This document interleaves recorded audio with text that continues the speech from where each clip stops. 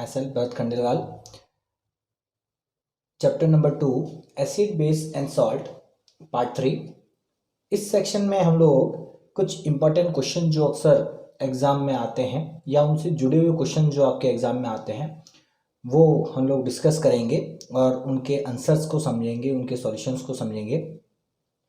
First question आपके सामने, why do HCl, HNO3 etcetera shows acidic character in aqueous solution while solution of compounds like alcohol and glucose do not shows acidic character। अब question क्या पूछ रहा है आपको?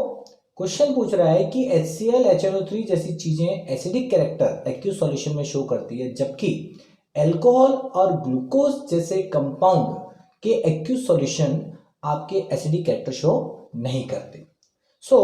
अब यहाँ पर इसका आंसर क्या है या क्या रीजन है इसका? तो जैसा कि आप समझ सकते हैं कि HCl और HNO3 ये दो जो सब्सटेंस हैं, HCl और HNO3, ये सब्सटेंस एक्यूस सॉल्यूशन में एसिडिक बिहेवियर शो करती है। इसका मतलब है कि ये वाटर में डिसॉल्व होने पर क्या करेंगे? H पॉजिटिव आयन जो आगे जाकर के क्या बनाएगा? आपके H3O पॉजिटिव हाइड्रोनियम आयन का फॉर्मेशन करता है। और क्योंकि ये H पॉजिटिव प्रोड्यूस हो रहा है तो ये प्रोड्यूस होना ही आपके क्या कैरेक्टर कहलाता है? एसिडिक कैरेक्टर कहलाता है। वैसे ही आपके दूसरी चीजें जो पूछी जा रही है, एल्कोहल और ग्लूकोज, ये आपके एसिडिक कैरेक्टर शो नहीं करते। तो इसका क्या कारण है कि ये दोनों चीजें वाटर में डिसॉल्व होने पर, है ना, एल्कोहल और ग्लूकोज वाटर में डिसॉल्व होने पर H पॉजिटिव या फिर H3O पॉजिटिव जो आयन है ये प्रोड्यूस नहीं करते। इसलिए हम ये कह सकते हैं ये एसिडिक कैरेक्टर में नहीं आएंगे। क्लियर चीज? तो इस तरीके से आपके ये जो एक हम कह सकते हैं कि जो substance H positive ion produce करता है वो एसिड है। जो सब्सटेंस H पॉजिटिव आयन या H3O positive ion hydronium ion produce नहीं करता वो एसिड नहीं है, उसका कैरेक्टर एसिडिक नहीं माना जाएगा। अब हम लोग बढ़ते हैं क्वेश्चन नंबर सेकंड की तरफ। क्वेश्चन नंबर सेकंड जो है वो है आपके, why does an aqueous solution of N acid conduct electricity? आपके जो एसिड जो होता है उसका एक्वस सॉल्यूशन इलेक्ट्रिसिटी कंडक्ट क्यों करता है? ये आपका आंसर क्वेश्चन है। आंसर समझते हैं हम लोग इसका। अब आप देखें कि एसिड जो होते हैं वो आपके एक आयनिक सब्सटेंस होते हैं। क्या होते हैं? आयनिक सब्सटेंस। आयनिक सब्सटेंस का मतलब क्या होता है?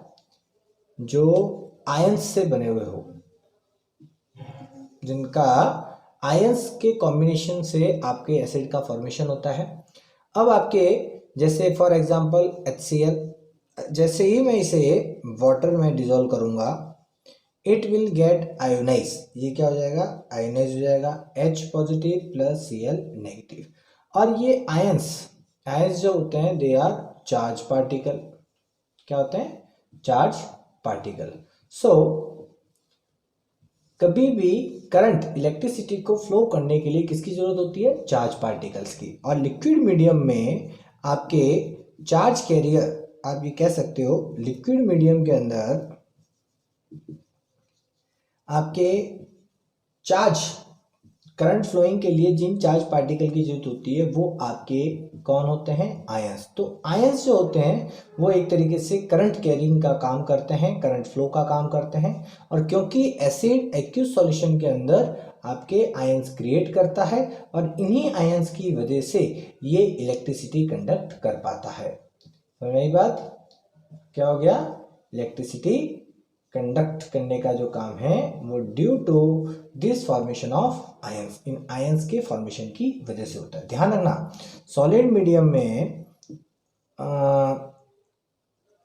मीडियम जो होता है उस सॉलिड मीडियम में आपके करंट कैरिंग का काम या आपके चार्ज ले जाने का काम जो है वो कौन करते हैं? इलेक्ट्रॉन्स करते हैं। क्लियर। लेकिन लिक्विड मीडियम के अंदर आपके चार्ज कैरिंग का काम कौन करता है, वो आपके आयंस करते हैं। इसलिए लिक्विड मीडियम में यदि इलेक्ट्रिसिटी कंडक्ट करवानी है तो क्या चाहिएगा, आयंस चाहिएगा। जिस लिक्विड में आयंस की प्रेजेंस नहीं होगी वहां पर आपके इलेक्ट्रिसिटी कंडक्ट नहीं होगी। क्लियर चीज। तो आयंस का फॉर्मेशन हो रहा है due to acid dissolve when acid dissolve in water. Clear चीज। Next question, question number 3। What is question number 3, देखें आप। नाउ नेक्स्ट है question number 3। Why does dry HCl gas not changes the colour of dry litmus paper. Dry HCl gas आपके dry litmus paper के colour को नहीं बदल पाती। अब मैं आपको बता दूं कि लिटमस पेपर जो होता है, लिटमस पेपर का कलर जो होता है वो H पॉजिटिव आयन के कांटेक्ट में आने पर बदलता है या फिर OH नेगेटिव आयन के कांटेक्ट में आने पर बदलता है। जब तक ये प्रोड्यूस नहीं होंगे इसका कलर चेंज नहीं होगा। अब आपके हमने जो लिया वो ड्राई HCl गैस ली, क्या किया, गैसेस फॉर्म लिया, और वो भी कौन सा लिया, ड्राई। और लिटमस पेपर जो है वो भी हमारे पास क्या है, ड्राई लिटमस पेपर।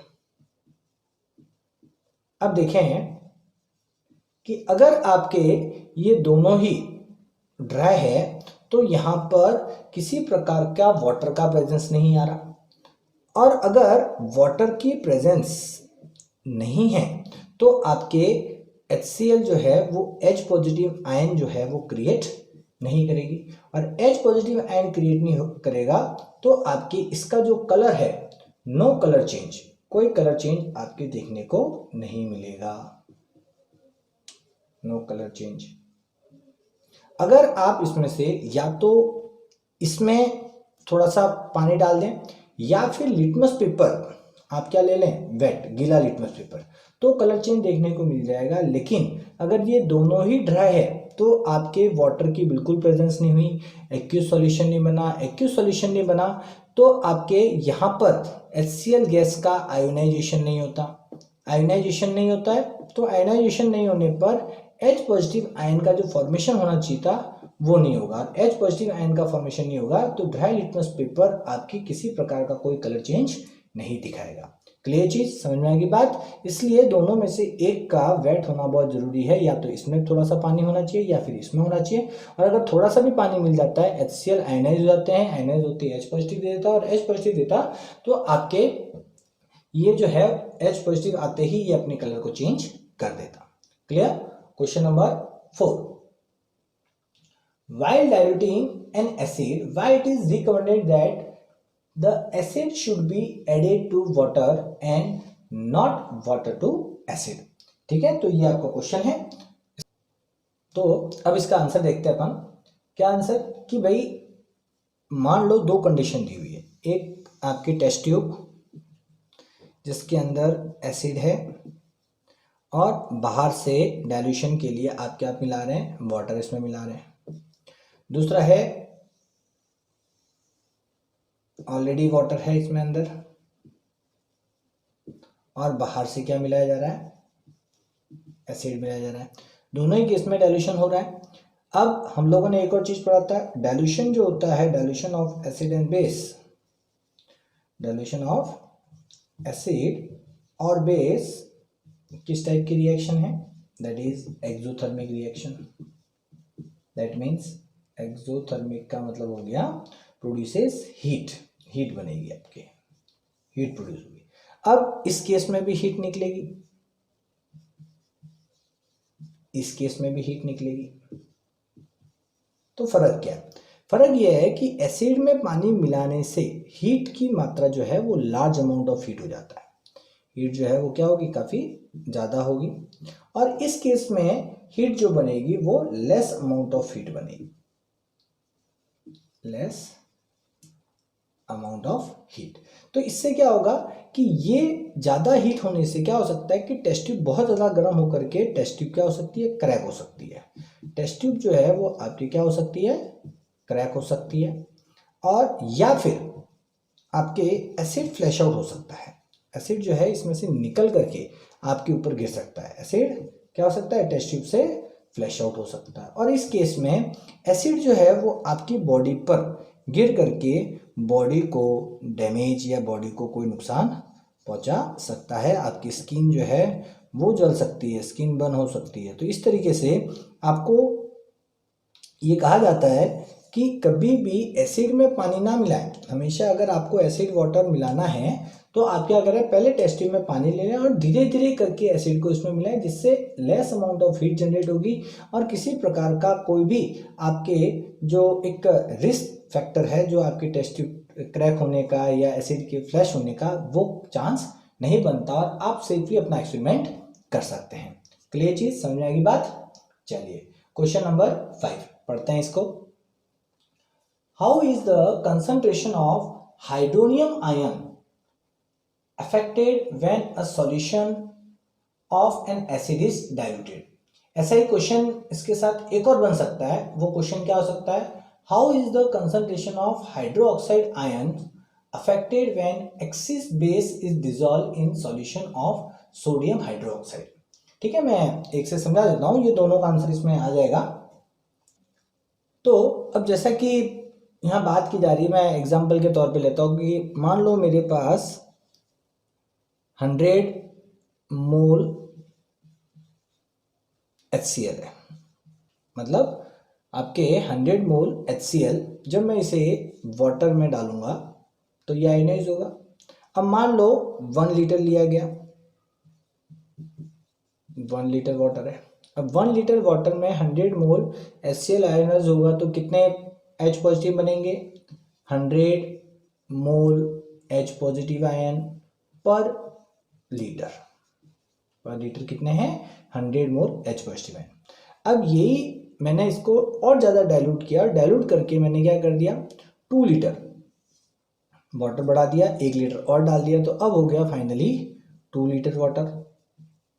एसिड उतना ही है, डाइल्यूशन कर दिया मैंने और, तो अब यहाँ पर आपके बनेंगे 100 मोल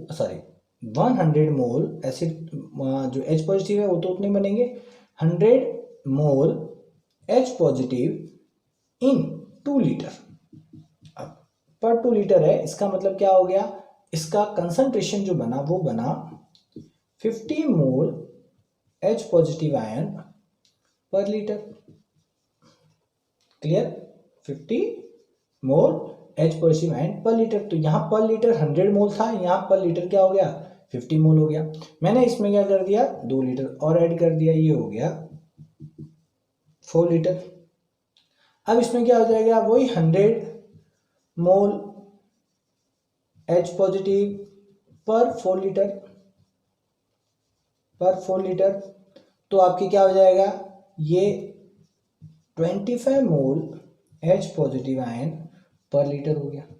अब आप देखें कंटिन्यूसली मैं जैसे जैसे इसे डाइल्यूट करता जा रहा हूँ, इसमें पानी बढ़ाता जा रहा हूँ, क्या होता जा रहा है, आपके यहाँ पर जो इसका डाइल्यूशन है, वो डाइल्यूशन की वजह से H पॉजिटिव आयन का कंसंट्रेशन जो है वो आपके क्या हो रहा है, घटता जा रहा है। पर लीटर पहले 100 मोल H पॉजिटिव थे, फिर पर लीटर आपके क्या हो गया, 50 मोल पर H पॉजिटिव हो गए, फिर पर लीटर क्या हो गया, 25 मोल पर H पॉजिटिव आयन हो गए। इस तरीके से जैसे जैसे आप वाटर बढ़ाते जाओगे H पॉजिटिव आयन का कंसंट्रेशन घटता जाएगा।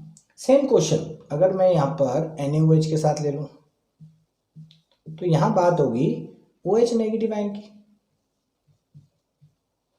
तो 100 मोल OH नेगेटिव आयन पर लीटर बन रहे हैं 1 लीटर में। 2 लीटर में क्या हो जाएंगे, 100 मोल OH नेगेटिव पर 2 लीटर, तो ये हो जाएगा 50 मोल OH नेगेटिव पर लीटर। फिर और मैंने 2 लीटर मिला दिया पानी, 4 लीटर हो गया, तो टोटल 100 मोल OH नेगेटिव आयन पर 4 लीटर मीन्स 25 मोल OH नेगेटिव आयन पर लीटर। और इस तरीके से आपके जो OH नेगेटिव आयन का जो कंसंट्रेशन है वो कंटिन्यूसली क्या होता जाएगा, घटता जाएगा।